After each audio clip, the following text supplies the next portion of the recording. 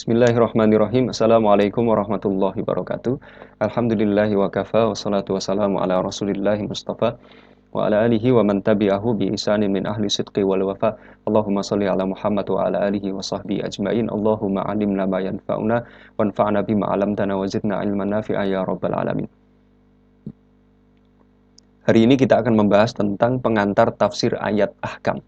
Pengantar tafsir ayat ahkam ini penting kita angkat sebagai mukadimah berkaitan dengan mata kuliah kita semester ini, yaitu tafsir ayat ekonomi. Tafsir ayat ekonomi merupakan bagian dari tafsir ayat ahkam, karena tidak semua tafsir ayat ahkam berbicara tentang ekonomi. Ada tafsir ayat ahkam berbicara tentang hukum keluarga, berbicara tentang hukum pidana, dan lain sebagainya. Nah, salah satu hukum yang diangkat di dalam tafsir ayat ahkam adalah hukum-hukum berkaitan transaksi ekonomi. Baik itu transaksi ekonomi yang bersifat sosial maupun transaksi yang bersifat komersial yang mengharapkan keuntungan. Baik, semester yang lalu pernah kita bahas juga tentang tafsir ayat muamalat ya. Kita pernah mendapatkan tafsir ayat muamalat itu skopnya lebih luas daripada tafsir ayat ahkam ini. Nah, tafsir ayat ahkam ini terkhusus dengan hukum-hukum secara terperinci. Kalau di semester ini ya hukum ekonomi gitu. Sehingga nanti ketika kita mengangkat pengantar ini kita bisa lebih mudah mengikuti perkuliahan hingga ke akhir, dan kita bisa lebih memahami bagaimana metodologi para ulama dalam membaca ayat-ayat yang berkaitan dengan hukum-hukum ekonomi. Sebelum kita masuk lebih dalam, ada baiknya kita membedah terlebih dahulu tentang pengertian tafsir ayat ahkam. Ini kita buat mudah saja ya, tidak diharokati, saya baca secara ringkas saja. At-tafsir alladhi yu'inu fihi bidirasati ayatil ahkam wa bayanu kaifiyat istinbatil ahkam minha. Jadi tafsir ayat ahkam itu adalah metode penafsiran Al-Quran yang berfokus pada pengkajian ayat-ayat hukum serta cara untuk melakukan istinbat. Nah, istilah ini saya kira terulang terus-menerus nanti di fakultas syariah. Kalau di sini ya berarti Fakultas Agama Islam jurusan Hukum Ekonomi Syariah. Istilah istinbat ini akan terus-menerus terulang, sehingga kita perlu paham apa sih yang dimaksud dengan istinbat, atau bahasa sederhananya penggalian hukum dari ayat-ayat tersebut.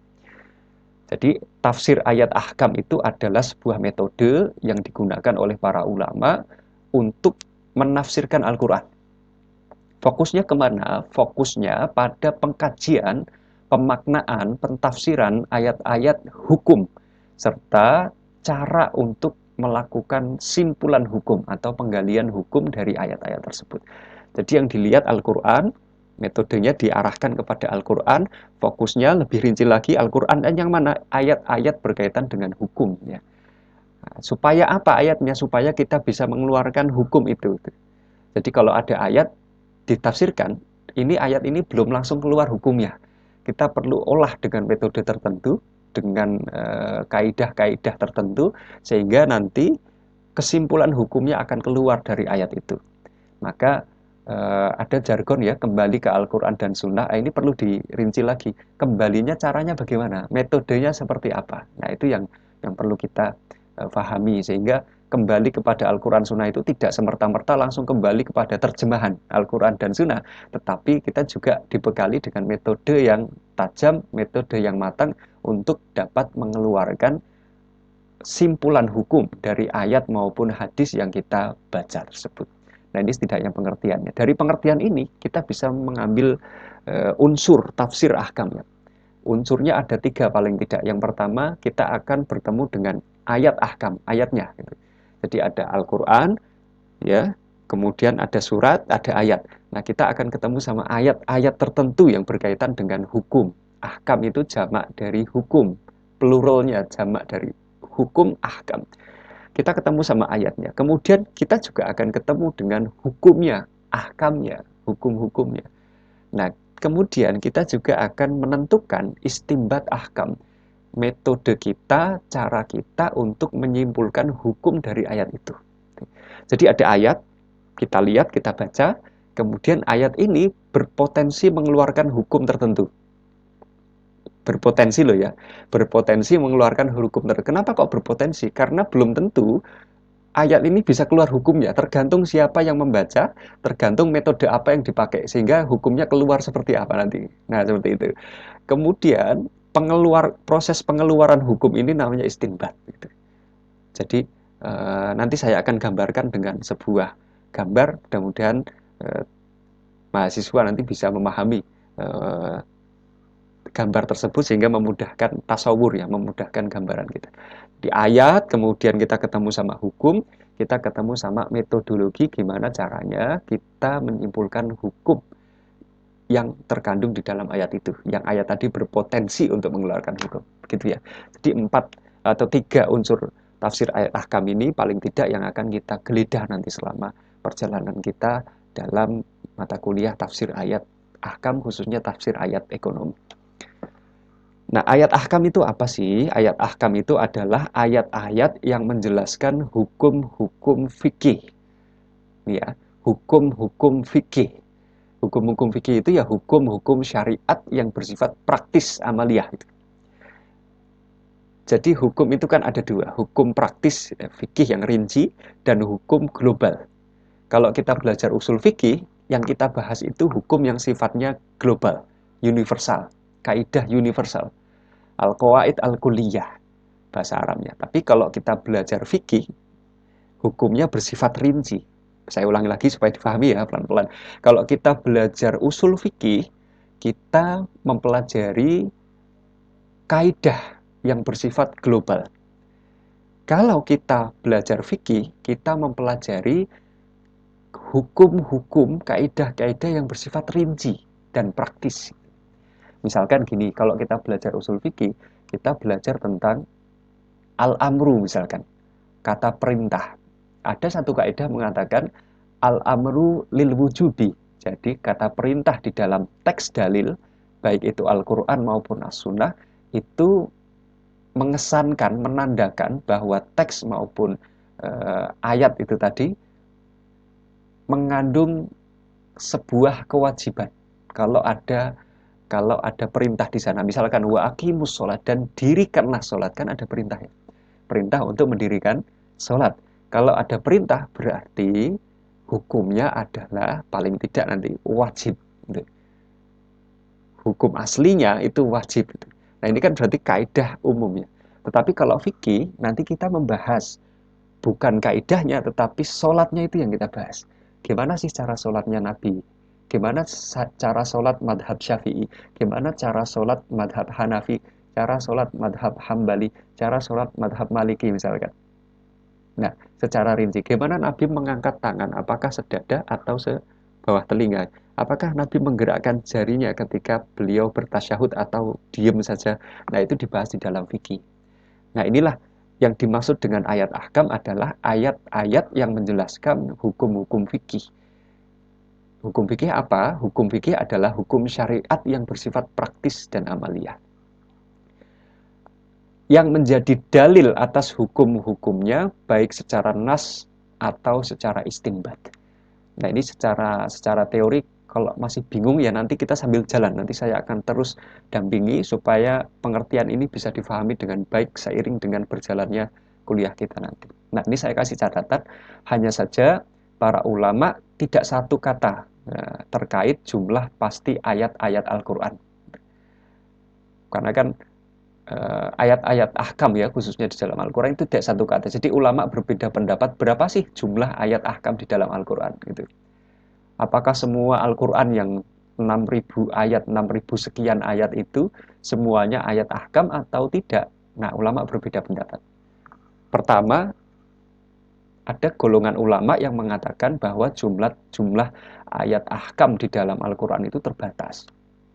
Jumlahnya terbatas. Ini saya rangkumkan ada 6. Yang pertama Ibnu Qayyim Al-Jauziyah, kemudian juga Tantawi Jauhari, ini punya tafsir beliau. Jadi beliau berdua mengatakan bahwa jumlahnya sebanyak 150 ayat. Jadi kalau kita mau jadi ahli hukum untuk menafsirkan Al-Quran, maka yang prioritas kita tajamkan terlebih dahulu ya 150 ayat ini gitu. Nggak usah melebar ke ayat-ayat yang lain, ayat-ayat tentang kisah-kisah Nabi, ayat-ayat tentang tanda-tanda kiamat gitu ya, keadaan surga, keadaan neraka, itu kan tidak berkaitan dengan hukum fikih secara rinci kan. Nah, yang dimaksud di sini adalah hukum fikih secara rinci. Pendapat pertama 150, pendapat kedua ada 200 ayat. Pendapat ketiga oleh Abdul Wahab Khalaf, ini pengarang usul fikih terkenal, ada 228. Pendapat keempat ada 500 ayat. Pendapat kelima ada 900 ayat. Dan terakhir, menurut Abu Yusuf, ini madhab Hanafi, ada 1110 ayat. Nah, kalau kita buat statistiknya ya, buat hitung-hitungan kasarnya, jadi jumlah ayat ahkam di dalam Al-Quran itu berkisar antara 150 sampai 1110 ayat. Atau kalau di persentase sekitar 2,5% sampai 17,2% dari 6.000 sekian ayat Al-Quran. Banyak nggak jumlahnya? Banyak nggak itu? Sedikit ya. Dari 6 ribuan ayat Al-Quran, ayat-ayat hukum itu cuma terbatas sekitar 150 sampai 1000-an. Kalau di persentase ya 2,5 sampai 17,2%. Sedikit. Ini pendapat pertama. Pendapat kedua, ayat ahkam tidak terbatas. Nah, ini pendapat misalkan Ibnu Daqiq Al-Aid gitu, atau Imam Syaukani yang mengatakan bahwa tidak terbatas. Tergantung apa? Tergantung kemampuan penafsir untuk menyimpulkan hukum itu. Tergantung kemampuan mujtahid untuk menelisik ayat-ayat yang dapat dikeluarkan hukumnya itu tadi, hukum fikihnya. Misalkan gini ya, ada ayat berkisah tentang kisah Nabi. Kalau ayat berbicara tentang hukum waris kan jelas ya, hukum waris berarti hukum ahkam waris gitu. Tapi ayat ini berbicara tentang kisah Nabi. Nah, apakah mujtahid itu bisa mengambil simpulan hukum dari kisah Nabi itu berkaitan fikih atau tidak? Saya contohkan misalnya. Ada ayat yang berbicara tentang keadaan Nabi Musa ketika masuk ke Gunung Tursina, berdiri di Bukit Tur itu untuk menghadap Allah. Kemudian Allah mengatakan dalam Al-Quran, fakhla'na lagi, lepaskan alas kakimu, kata Allah. Sebelum engkau menghadap kepadaku, lepaskan alas kakimu di Bukit Tursina, Gunung Tursina, Gunung Sina. Nah, ulama ada yang membaca ayat ini sebagai perintah untuk bersuci sebelum bertemu dengan Tuhan, sebelum bertemu dengan Allah.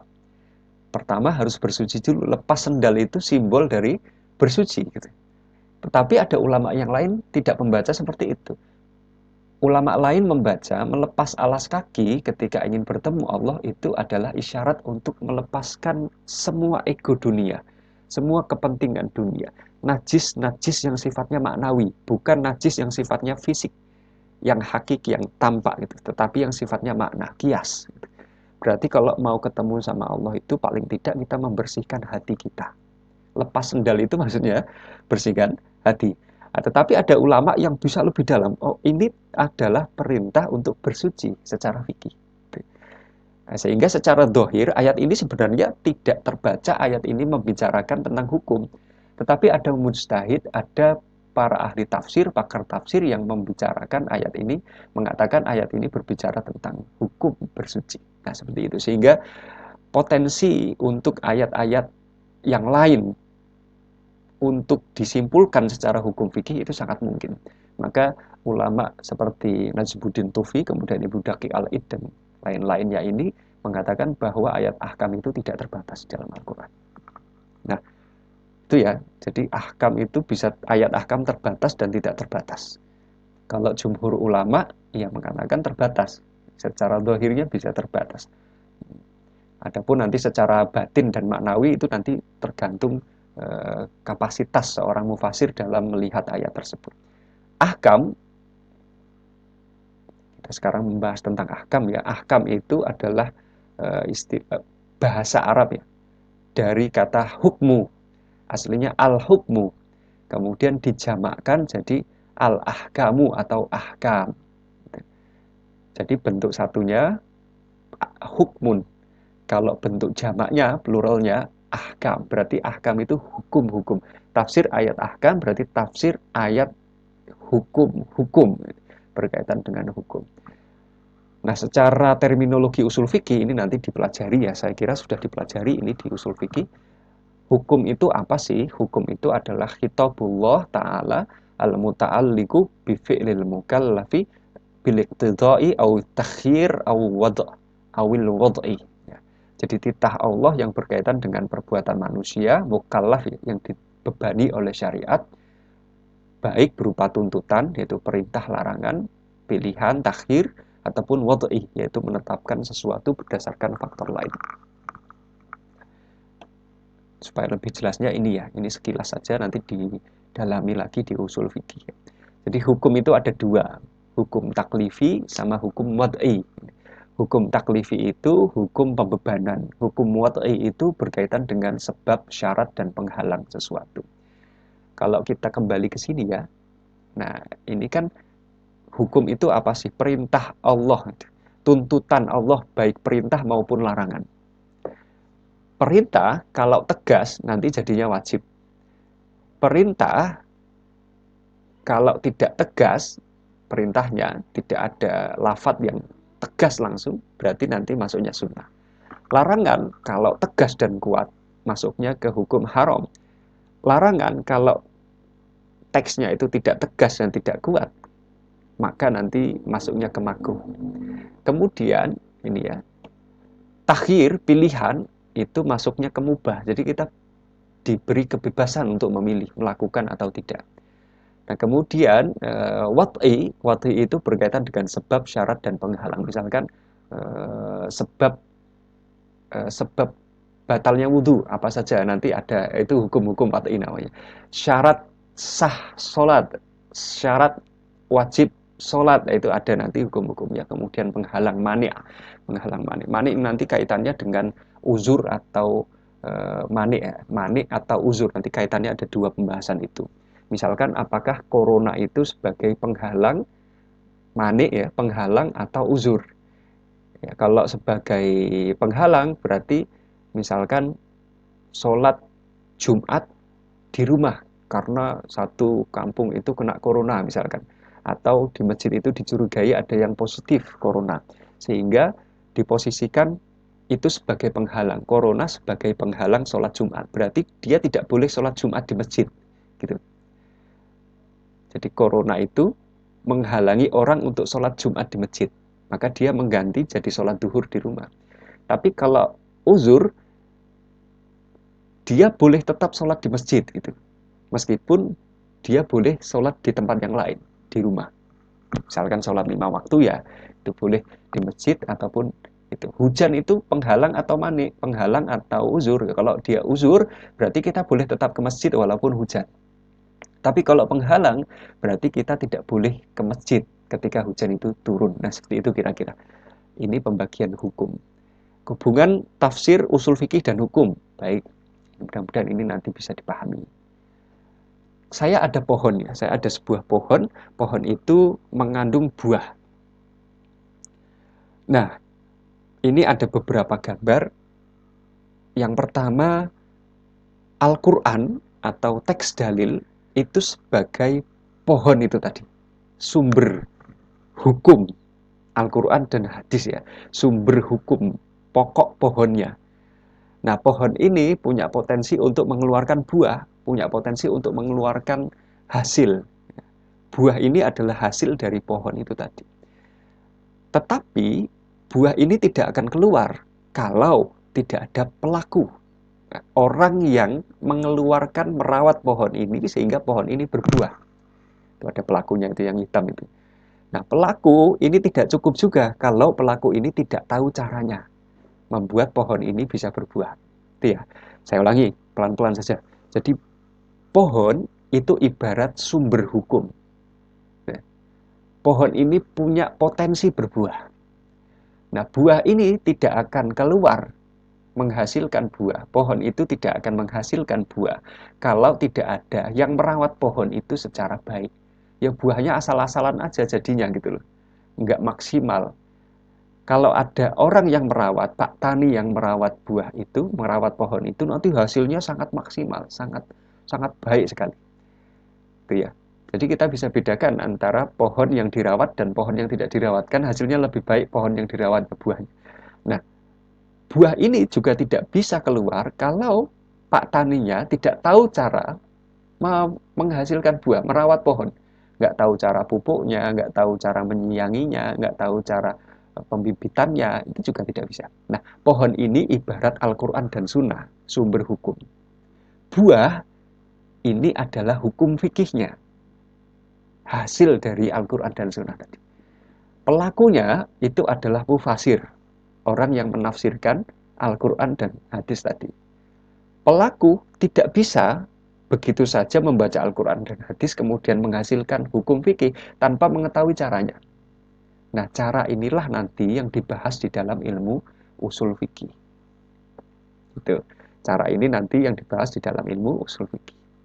Jadi hubungannya seperti itu, tafsir, hukum, dan usul fikih berputarnya seperti itu. Jadi kita membutuhkan beberapa komponen ini, sumber, pohon itu sebagai sumber, potensi berbuah, itu hukum fikihnya, kemudian pelakunya, pak taninya, itu adalah mufasir, orang yang menafsirkan atau mujtahid, kemudian caranya itu adalah metodologinya, metodologi tafsir atau dalam hal ini usul fikih.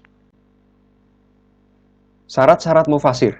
Syarat-syarat mufasir apa saja? Ini ada banyak sekali ya. Jadi kalau kita mau menafsirkan Al-Quran, kita harus minimal punya syarat ini. Mau masuk UMS harus punya syarat apa? Pertama ijazah SMA gitu, ijazah SD nggak bisa. Kemudian harus punya kartu identitas, misalkan KTP, ya, SIM, ada akte kelahiran, misalkan. Nah, itu syarat-syarat ya.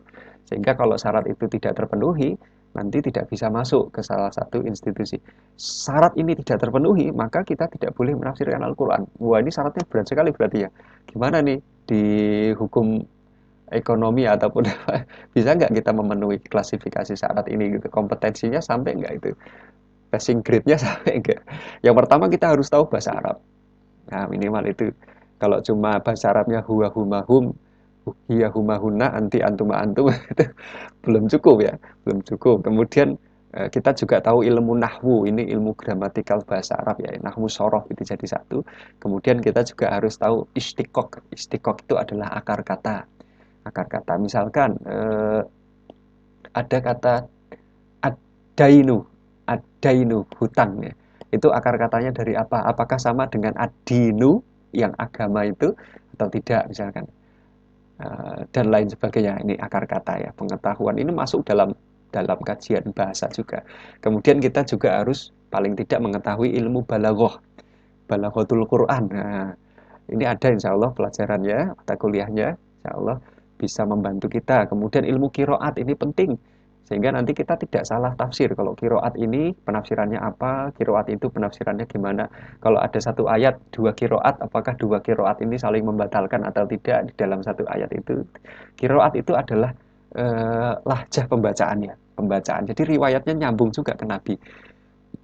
Misalkan gini di surat Ad-Duha yang paling masyhur ya.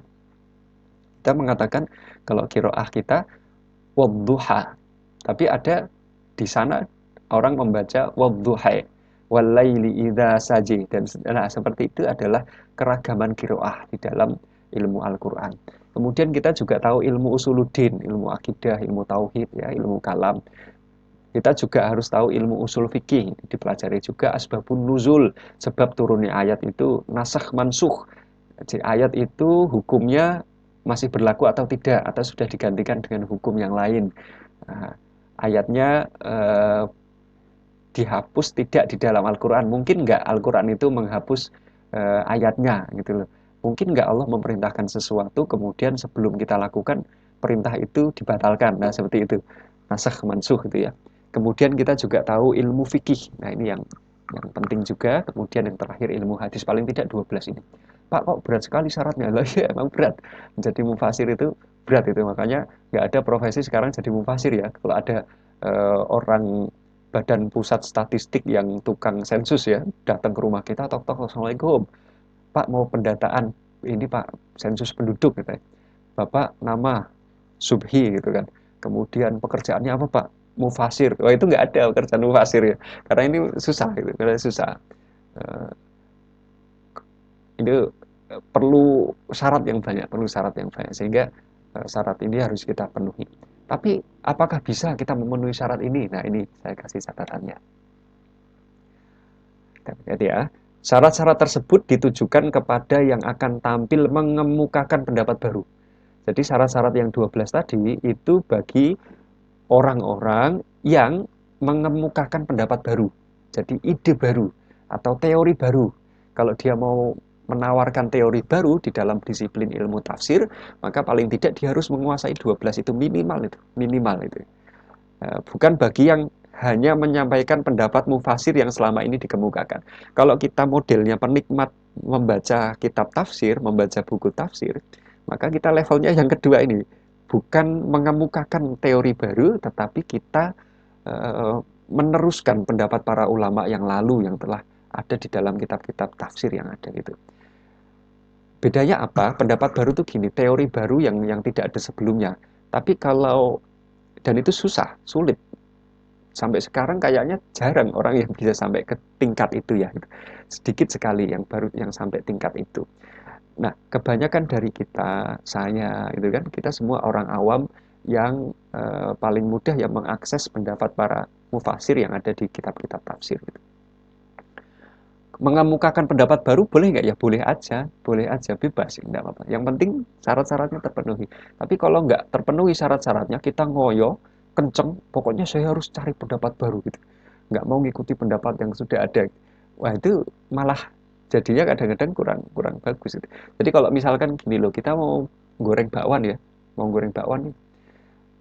Goreng bakwan itu kan harus sedia satu kompor, dua gas ya, tiga kita harus sediakan wajan, kemudian minyak goreng, kemudian alat-alat lain, pernak-pernik kecil-kecil itu, tepung terigu, sayuran, ya, kemudian bumbu-bumbu, racian, ya, rempah-rempah kayak apa yang nanti dimasukkan ke dalam bumbu-bumbu itu, misalkan ulekan-ulekan segala macam. Kemudian kadar panasnya kita harus tahu, ya, kapan balik bakwan itu supaya gurih kita harus tahu, campuran antara tepung dan air seberapa kadarnya kita harus tahu supaya enak gitu kan. Tepung apa yang dipakai, merek apa kita juga harus tahu. Wah itu kan perlu belajar. Kalau kita mau bikin bakwan yang enak, kita harus belajar caranya. Kalau nggak enak-enak, ya sudah, daripada repot kita beli aja bakwan yang jadi gitu. Konsumsi aja bakwan yang jadi. Daripada kita muter-muter nggak ketemu-ketemu, mbok ya kita ngambil pendapat para ahli, para pakar yang sudah menelurkan pendapatnya itu, yang sudah memiliki kapasitas yang memadai dalam hal tafsir ini, kan seperti itu. Nah itu catatan pertama. Catatan kedua, syarat-syarat tersebut bagi mereka yang akan menafsirkan seluruh Al-Quran secara umum semuanya. Bagi mereka yang akan menafsirkan ayat astronomi saja misalkan, jadi ada orang di LAPAN di bidang astronomi ya, nanti ada sebagian kita kerja di NASA misalkan, itu kan utek-utekannya astronomi. Nah dia ingin menafsirkan Al-Quran, pegawai NASA ini ingin menafsirkan Al-Quran berkaitan dengan disiplin ilmu ekonomi, maka tidak mutlak baginya mengetahui secara mendalam usul fikih, nasikh, mansukh ataupun ilmu penunjang lain.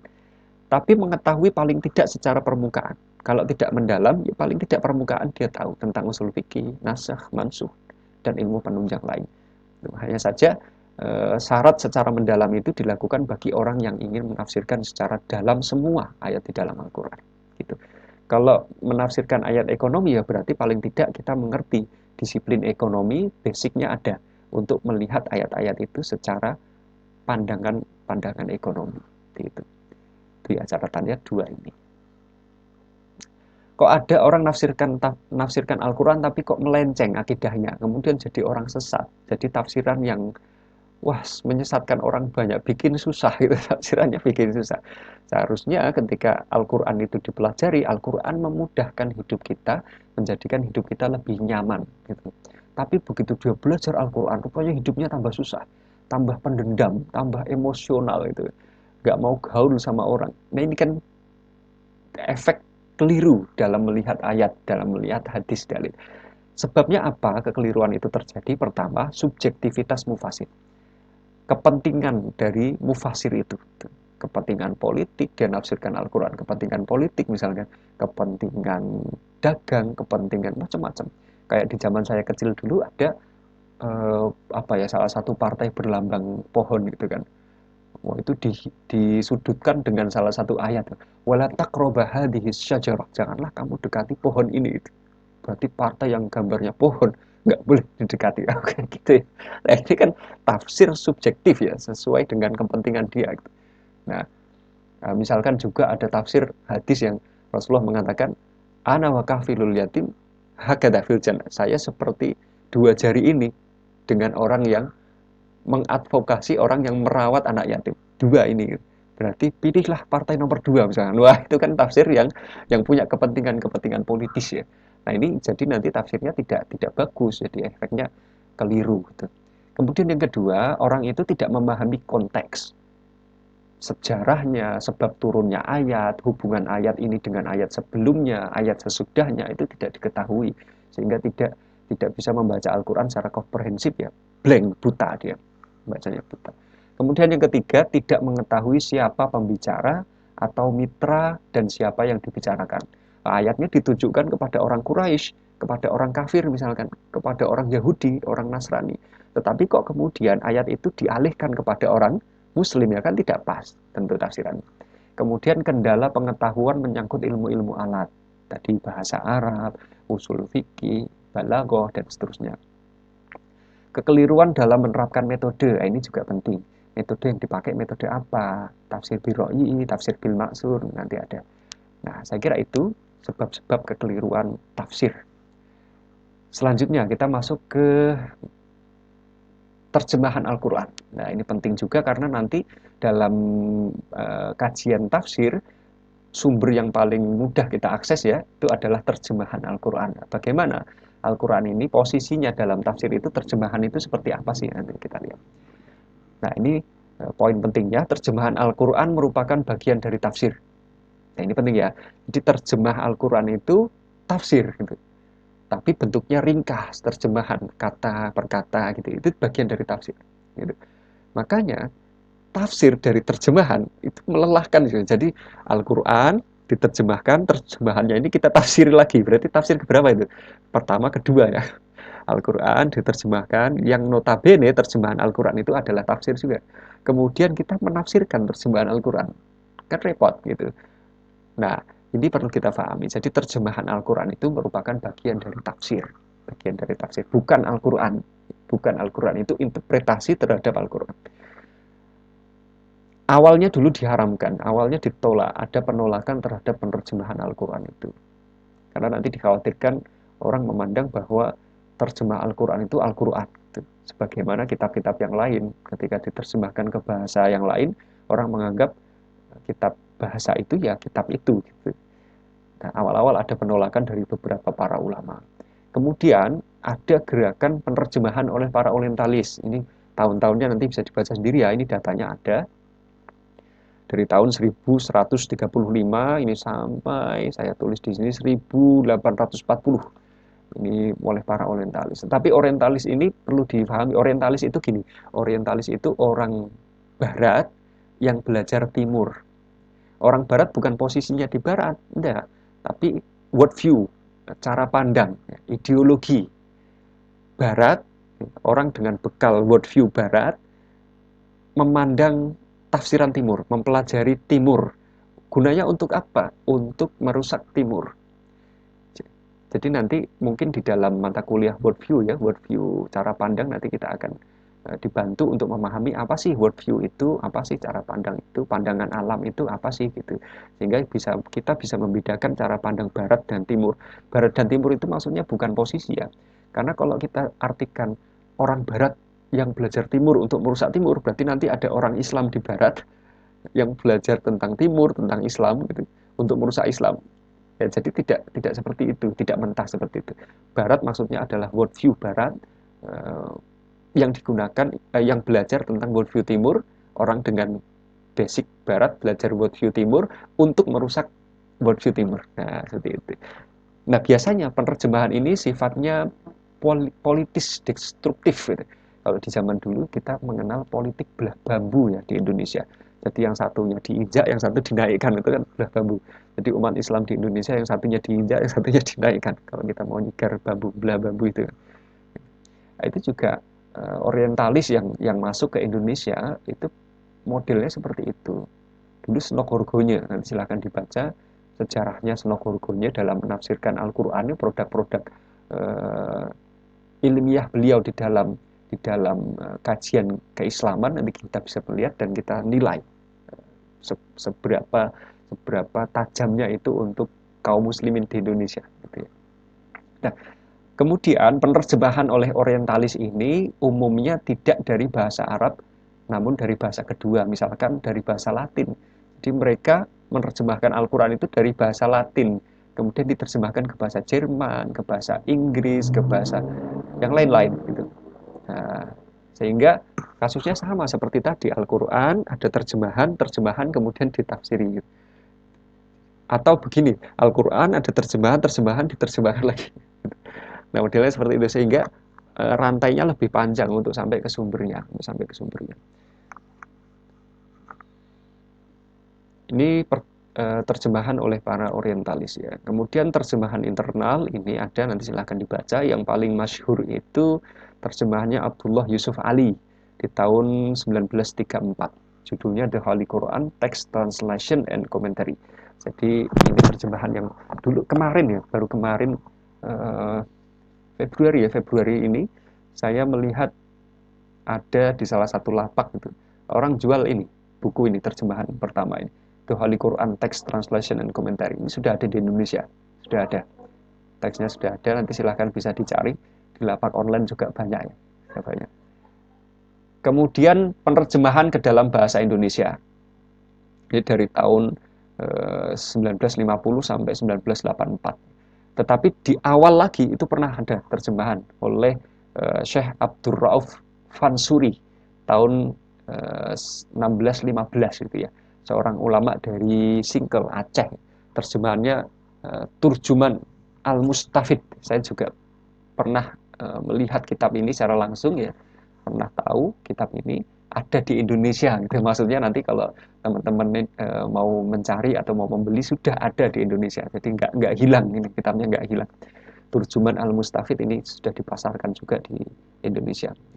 Kemudian ini gerakan penerjemahannya dari Mahmud Yunus, kemudian sampai Haji Umar Bakri, ada Habib Jasin, ada terjemahan Departemen Agama RI ya, itu rupanya tidak awal itu.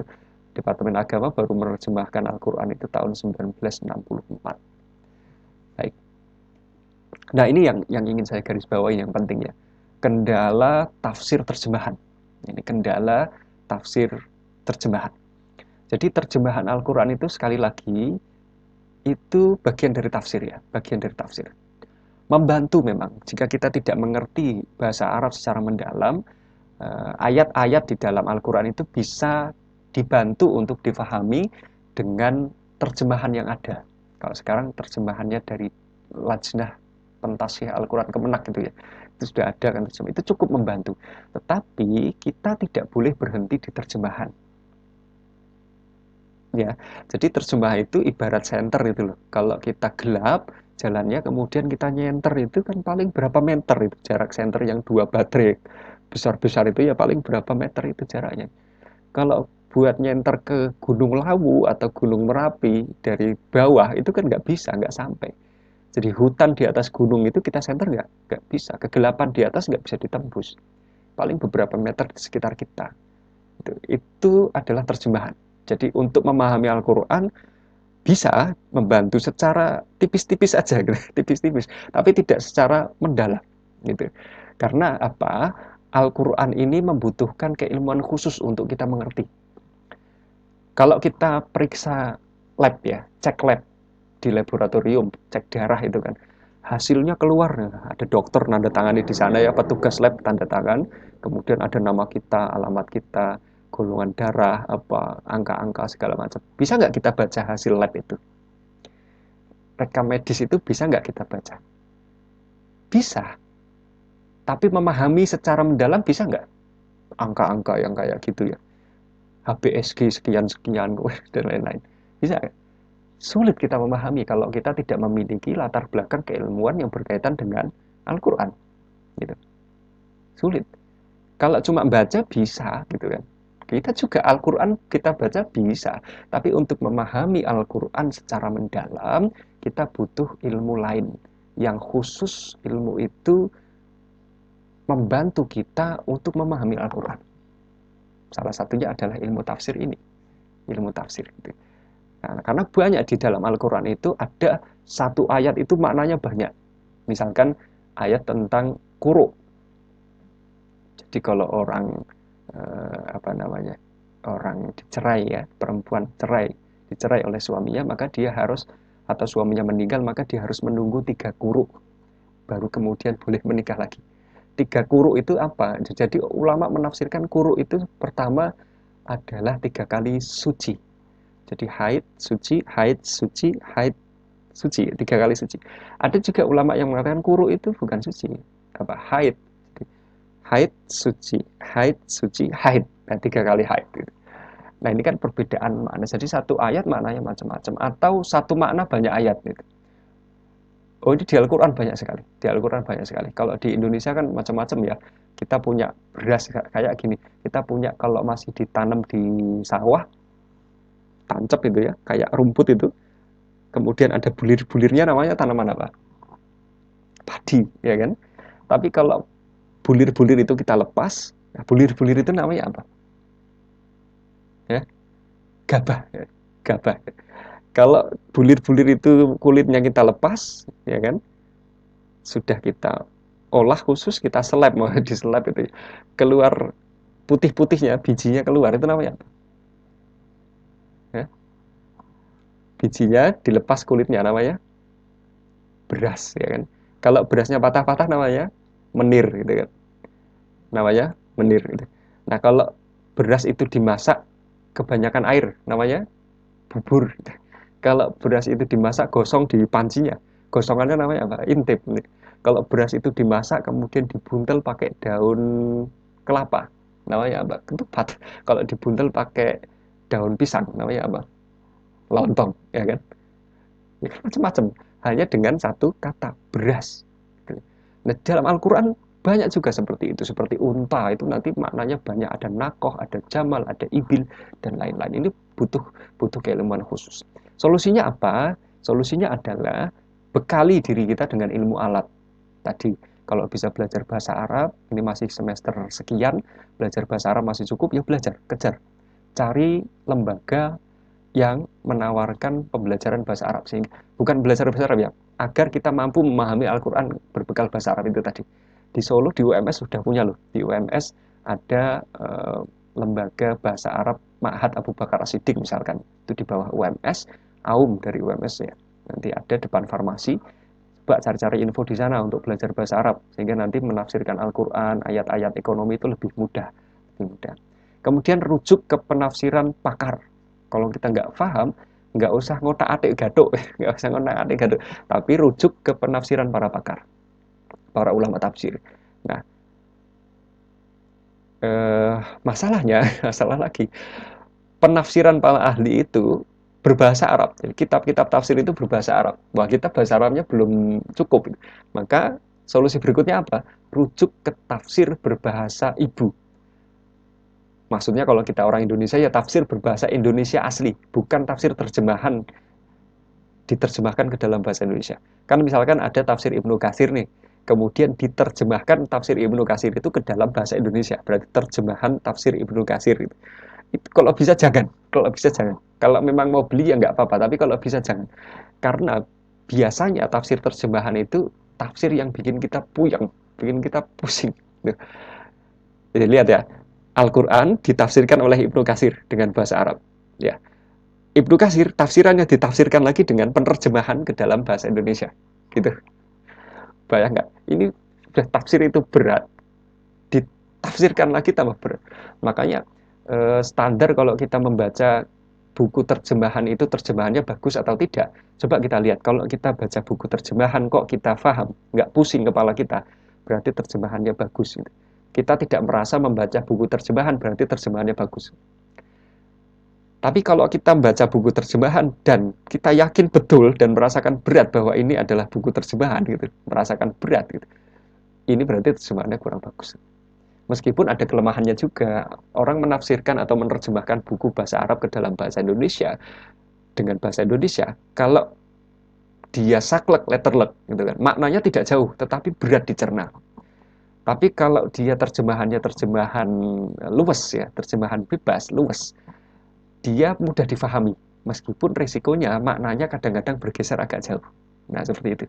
Maka dari itu, untuk meminimalisir resiko penafsiran yang macam-macam, kita rujuk ke tafsiran berbahasa ibu, tafsir bahasa Indonesia. Meskipun tafsir bahasa Indonesia ini juga penafsiran atas beberapa kitab-kitab tafsir, tetapi paling tidak ini bukan terjemahan, paling tidak ini hasil olah fikir dari penulis tafsir itu. Misalkan kalau di Indonesia ada tafsirnya Buya Hamka ya, Al-Azhar itu tafsir asli berbahasa Indonesia.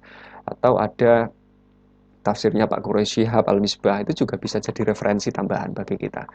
Atau tafsir Al-Ibris misalkan, itu pernah ada juga berbahasa Jawa, berbahasa Jawa dan lain-lain. Nah, solusinya ini. Baik, kita membahas sedikit ya tentang referensi tafsir. Jadi kalau kita berbicara tentang ilmu tafsir, referensi kita ada 3 paling tidak. Tafsir bil ma'sur, tafsir bil ra'yi, tafsir gabungan. Jadi bil ma'sur dengan bil ra'yi. Tafsir bil ma'sur itu apa sih? Tafsir bil ma'sur itu adalah penafsiran teks dengan teks. Kalau bahasa nangkep wifi-nya, point to point gitu. Jadi Al-Quran ditafsirkan dengan Al-Quran. Al-Quran ditafsirkan dengan hadis mutawatir. Al-Quran ditafsirkan dengan hadis ahad. Al-Quran ditafsirkan dengan riwayat asar dari para sahabat Nabi. Al-Quran ditafsirkan dengan riwayat asar dari para sahabat, dari para tabi'in, tabi'ut tabi'in. Nah, itu jadi teks dengan teks, kesannya seperti itu. Itu bil ma'sur. Ada nanti kitab-kitab tafsir yang menggunakan metode itu. Ada juga metode tafsir yang menggunakan bil ro'i. Ro'i itu adalah penalaran, perenungan, ya, logika, akal, itu namanya ro'i. Jadi penafsiran menggunakan ro'i. Keunggulan bil maksur apa? Keunggulan bil maksur itu kaya akan data. Misalkan tafsir-tafsir tebal itu ya, Ibnu Katsir itu kan tebal ya, itu bil maksur, kaya akan data. Bil ro'i keunggulannya mudah, langsung to the point, langsung to the point. Nah, nanti ada tafsir ketiga, ini diantara bil maksur dan bil ro'i, tafsir gabungan. Ini biasanya tafsir kontemporer. Nanti kita akan bahas juga.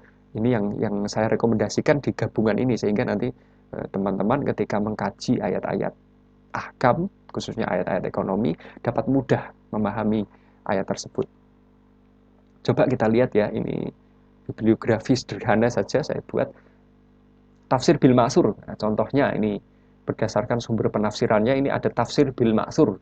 Bil maksur itu tadi apa? Tafsir ayat dengan ayat, tafsir ayat dengan hadis, tafsir ayat dengan riwayat perkataan para sahabat, tabi'in, tabi'ut tabi'in.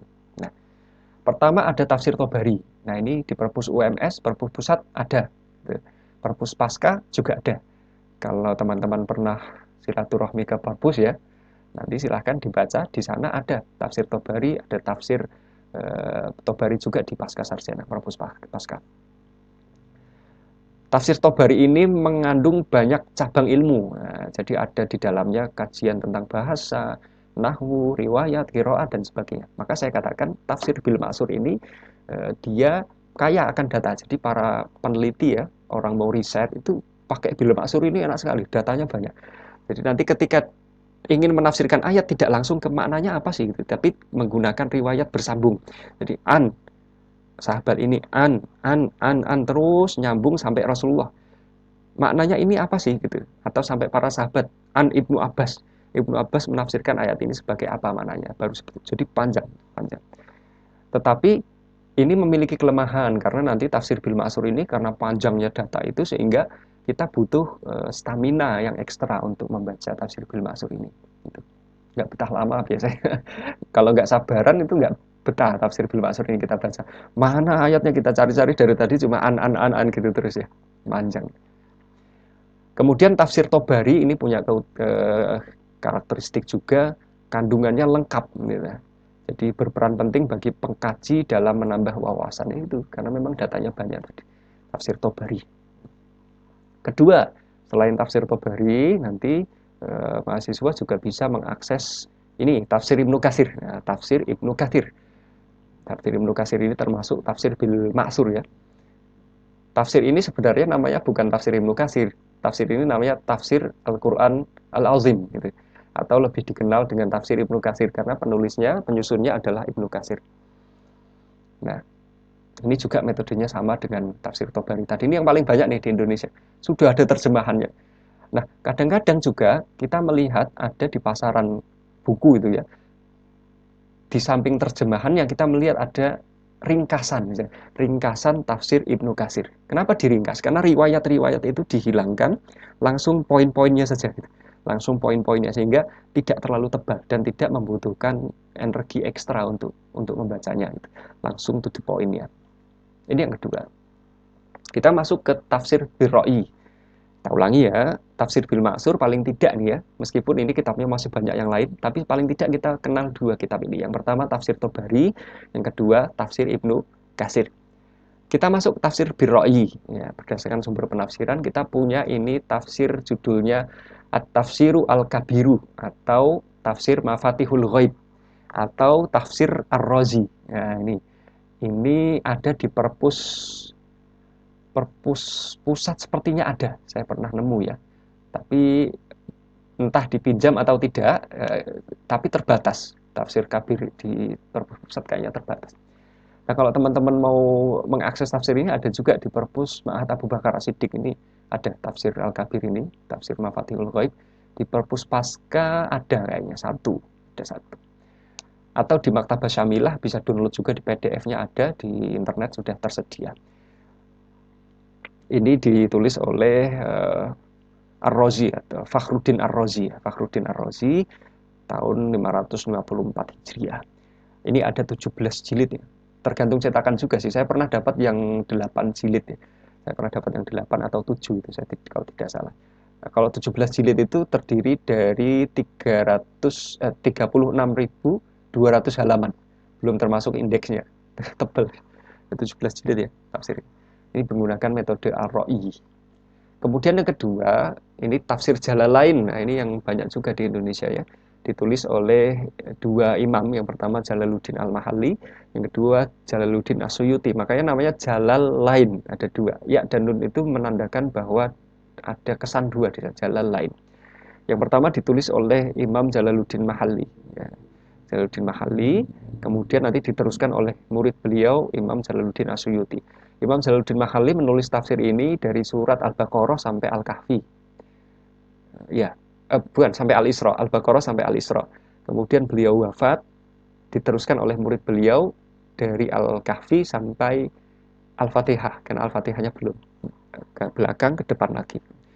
Dan uniknya, Imam Jalaluddin Suyuti ini bisa memiripkan tulisannya, mengimitasi tulisannya dengan guru ya. Gaya setiap orang dalam menulis kan beda-beda. Tapi Imam Jalaluddin Suyuti ini bisa membuat tulisannya mirip dengan tulisannya gurunya, yaitu Jalaluddin Mahalli. Gitu. Sehingga ketika orang membaca tafsir ini tidak mengira bahwa tafsir ini dikarang oleh dua orang imam besar, dua orang ulama besar. Taunya ya dikarang oleh satu orang. Gitu. Karena gaya bahasanya sama. Gitu. Tetapi ketika dibaca, loh kok yang ngarang dua, nggak taunya dua orang. Gitu. Saking cerdasnya Imam Jalaluddin Suyuti, iktidak itu meniru ya, menghaluskan gaya bahasanya sebagaimana gurunya. Karena ini kepentingan penulisan ini proyek-proyek gurunya, sehingga diteruskan oleh muridnya. Imam Jalalain, Jalaluddin Suyuti dan Jalaluddin Mahalli. Kemudian ada tafsir Baidawi atau terkenal dengan Anwar At-Tanzil wa Asrar At-Tanwil. Ini sebenarnya adalah ringkasan dari tafsir Al-Kasyaf ya, Zamakhsyari. Ruhul Ma'ani ini juga, Ruhul Ma'ani ini tafsirnya Syihabuddin Al-Alusi. Ini juga tafsir bil Ma'sur. Saya tidak tahu apakah sudah terjemahkan atau belum di dalam bahasa Indonesia. Tapi kalau PDF-nya dalam bahasa Arab banyak bisa diakses. Kemudian tafsir Khazin ini tafsir Lubab At-Ta'wil fi Ma'ani Tanzil, ini juga bahasanya mudah tafsir Khazin ini juga. Nah, ini tafsir metode gabungan ya, metode gabungan. Ada tafsir Fathul Qadir. Makanya judulnya aja gabungan, Fathul Qadir baina fan, bukan fanai, itu salah tulis saya. Baina fan nirriwayah wa diroyah min ilmi tafsir. Jadi tafsir ini penggabungan ya. Jadi awalnya nanti akan ayat itu ditafsirkan secara riwayah dulu, baru kemudian secara diroyah. Gitu. Ini saya punya kitabnya, ini 2 jilid. Kalau kitab saya ini 2 jilid ya. Tapi nanti ada yang 7 atau 5 jilid yang lebih tipis dari ini. Ini tulisannya kecil-kecil fontnya karena ini cuma 2 jilid. Fathul Qadir Imam Syaukani. Nah, metodenya gabungan sehingga nanti ayat riwayat dulu gitu kan, bil maksur dulu kemudian diroyah. Gitu. Ada lagi yang bagus juga, ini tafsir Al-Munir, ini Wahbah Zuhaili, punyanya Syekh Profesor Dr. Wahbah Zuhaili dari Damaskus, Syria. Ini sudah diterjemahkan ke bahasa Indonesia, sudah dijual juga, PDF-nya juga ada, nanti bisa diakses kalau yang mau kitabnya bisa nanti saya share ke media pembelajaran. Ini saya sangat rekomendasikan kitab ini bagi para mahasiswa karena kitab ini di samping bahasanya kontemporer ya, mudah, kemudian juga memuat semua hal berkaitan dengan ekonomi, hukum pidana ya, kaitan hukum pidana, hukum keluarga, kemudian juga penerapan ayat di dalam kehidupan sosial, semuanya ada. Kasus-kasus kontemporer banyak diangkat di tafsir Al-Munir ini. Tafsir Al-Munir. Nah, ini bagus sekali tafsirnya, nanti bisa dicari. Gitu. Minimal ya mahasiswa itu kalau di HES ya minimal, atau di IKITI atau di Tarbiyah nanti sesuai dengan keilmuannya minimal punya 1 kitab tafsir lah selama hidupnya. Minimal di rumah itu nongkrong 1 kitab tafsir selama hidupnya, punya 1 lah gitu, punya 1 sehingga nanti bisa dibaca-baca. Tidak harus dibaca langsung tetapi dicicil sebagai referensi gitu, sebagai upaya kita mendekat kepada Al-Quran. Kemudian ini sebenarnya tafsir fikih ya, tafsir yang bernuansa fikih. Ini ada kitab klasik. Mungkin teman-teman agak susah bahasanya, tetapi perlu tahu juga ini ada kitab namanya Ahkamul Quran. Tafsir Quran bernuansa fikih, hukum fikih. Ini yang menulis adalah Imam Al-Jassos. Imam Jassos ini madhabnya Hanafi. Hanafi itu banyaknya di Pakistan, Bangladesh ya, India itu banyak madhab Hanafi. Kalau di Indonesia madhabnya Syafi'i. Ada satu lagi sebenarnya tafsir Ayatul Ahkam ya, belum saya buatkan, tapi ini ada tafsir Ayatul Ahkam. Ini ditulis oleh Imam Sobuni. Imam Sobuni, dan ini bahasanya sangat mudah. Ini hanya membahas tafsir ayat-ayat hukum saja. Baik itu hukum ekonomi, baik itu hukum pidana, hukum keluarga, dibahas di dalam tafsir ini. Saya punya ini 2 jilid ya. Ini bahasanya mudah sekali dan saya sudah ketemu juga dengan terjemahannya. Kalau teman-teman mau mengakses sebagai alat bantu tidak masalah. Kemudian juga ini ditulis runtut ya, urut. Jadi sistematika penulisannya juga sudah rapi. Hukum-hukum berkaitan transaksi keuangan ada juga di sini, nanti bisa diakses. Kalau tafsirnya Al-Munir Wahbah Zuhaili tadi kan semua Al-Quran, kalau ini cuma dikhususkan ke ayat-ayat ahkam saja, ayat-ayat ahkam yang ulama tadi beda pendapat ya, ada yang 150, ada yang 200, ada yang 500, ada yang 1000-an itu tadi. Nah kalau di sini saya kira tidak sampai 1000-an ini, sekedar ratusan saja ayat muamalatnya dibahas di dalam kitab ini.